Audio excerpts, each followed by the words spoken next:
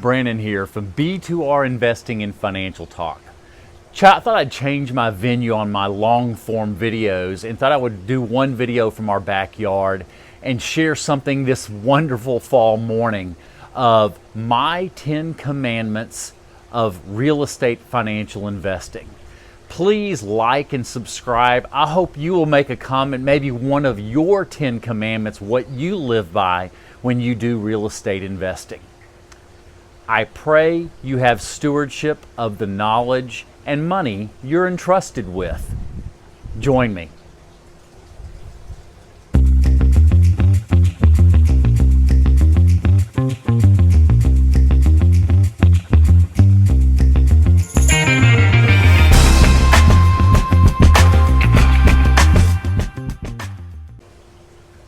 Let's get started.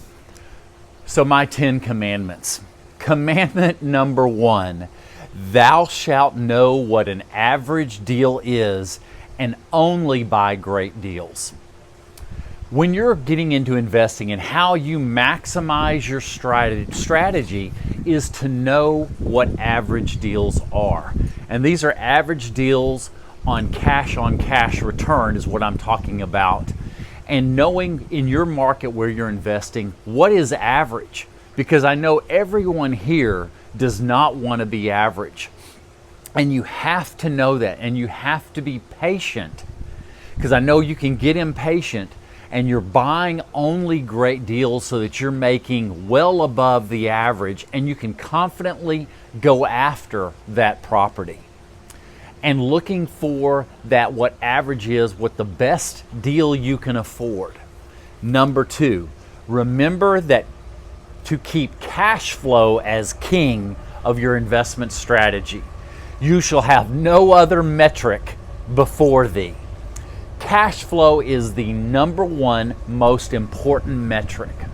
Everything else maybe has importance, but making cash flow number 1, and cash flow is the king of your investment strategy. You want to hold your returns accountable to great deals. Number 3, thou shalt underwrite conservative Proformas and not bear false witness against thyself. When you're running up the portfolios and making sure you know what a great deal is, you want to make sure you know rents, you know the expenses, and not lie to yourself so that you make a bad decision. I know you might fall in love with that investment, but you must be objective and put conservative Proformas, because I want to make sure you not only get that investment, but that you keep that investment.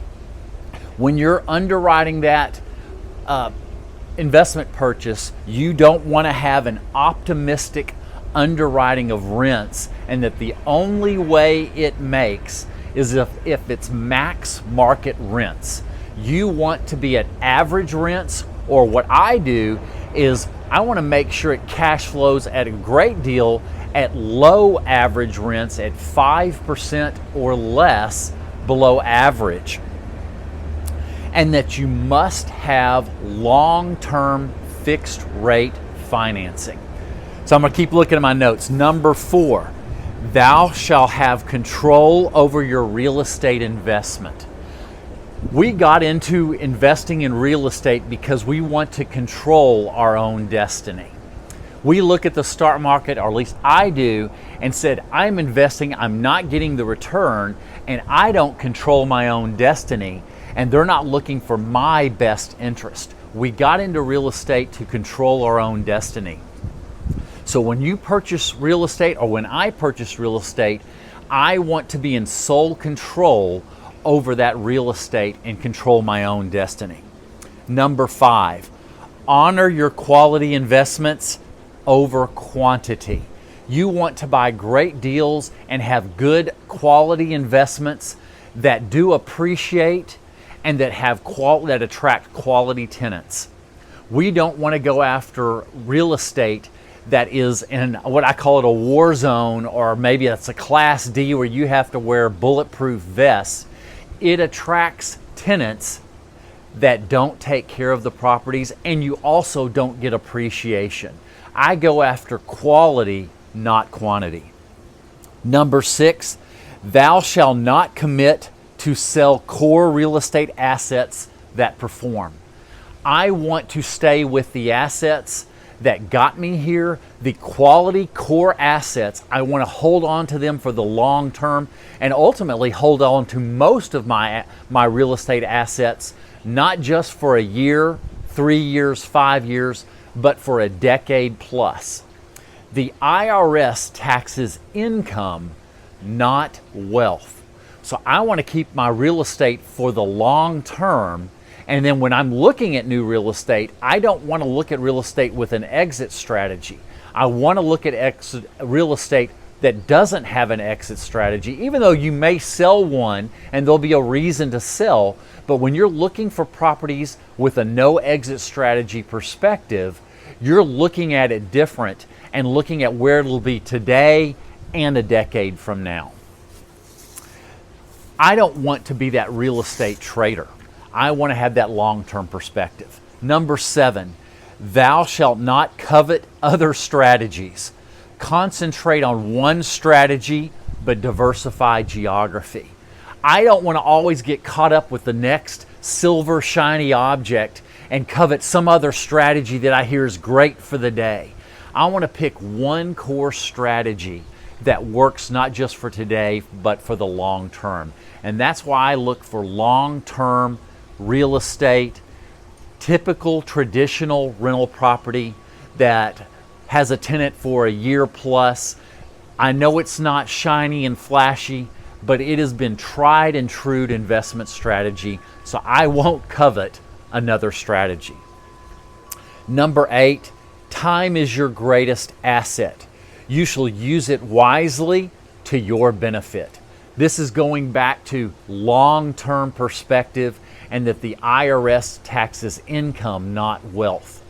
The great strategies of those famous families is long-term wealth appreciation of assets. I want to leverage time to my advantage and using the math of time to my benefit with appreciation of asset and also growth of rents, which creates greater cash flow.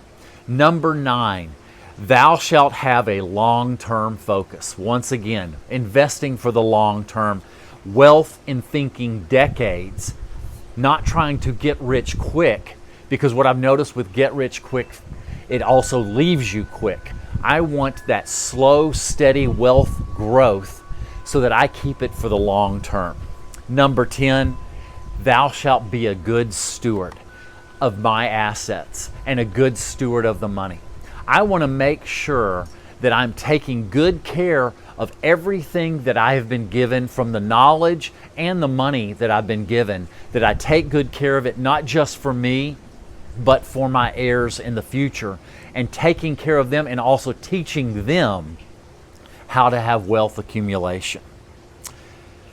Greed makes you do things you shouldn't do and tends to cause mistakes.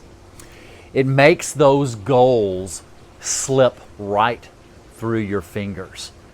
Greed does many things that are not good, and I don't want to have that perspective. I want to look at taking good stewardship of the money, but also looking for opportunities to give from what has been given to me. I hope that you thought these were good. I'd love to hear your comments of what you think one of your 10 commandments would be when you're investing. Till next time.